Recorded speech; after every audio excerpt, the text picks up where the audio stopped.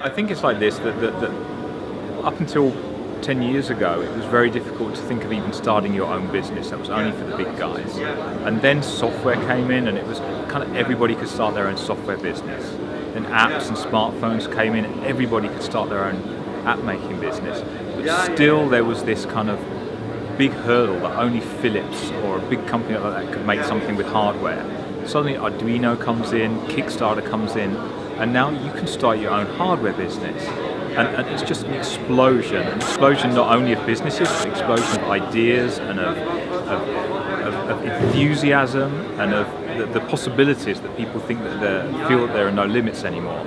And the whole open hardware thing is the key enabler in this. And Arduino is really the poster child for this kind of maker movement. It's for sure, and as you can see today, it's for sure not the only technology. There's tons of technologies, but it's kind of become a symbol. And it's a very nice symbol. There's no reason why it shouldn't be, because it is well designed, it's great to play with, and it's a great entry level tool for people to get into hardware design. And then later on, whether you end up using a pure Arduino in your project or in your end product again, doesn't really matter. You know, it just enables you to play. Well, SenseMakers is a meetup group. Anybody can join. It doesn't matter if your background is software or hardware or anything actually. We meet in Amsterdam on the third Wednesday of every month, and we've done projects together like the Air Quality Egg. We do solo projects, and now it's kind of like a meeting place where you come along and just play about with hardware, play about with software. You can exchange. Almost everybody that knows how to make hardware wants to learn how to do software, and vice versa, and they can all do that in that group.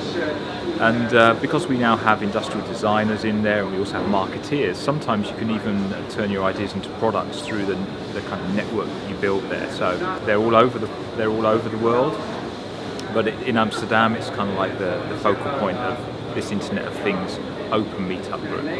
I would encourage anybody to come and join. The thirst for knowledge is first, and then people want to do things. Then it gets difficult, and then they get stuck. And then, I mean, the range of different subjects that are covered here, and the robotics and the Arduino, and then some people in software, hardware. Some people, I think, just because they love the atmosphere. I think that it's just it's a crazy day, really, really crazy. And the robot stuff, awesome. However much you know, there's always some kind of reason to join a meetup group or join a maker group, because that interaction is very special. I started in software, I've been in software and also in architectures and consultancy. I returned to software, so it's what I know how to do and I love doing it. And the whole hardware thing, it's just so seductive to make things, gadgets. That's what we all buy gadgets, and we love the whole smartwatches and smartphones and everything.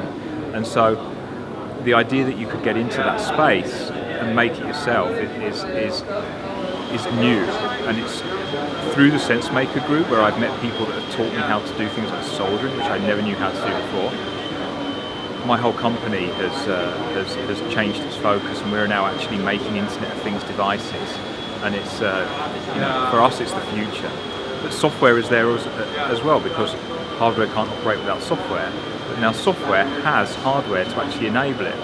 Well, actually almost everything that we do now is open in the end, because everything's so easy to copy, and I don't really believe in patents and software protection. I think that you should just try and be first in the market, and you should try and make something good, and then you should just try and make something else. So even though we'd like to say that it's a balance, actually almost everything we do ends up open in the end. And it's just, that's the modern world. I don't think it's going to change.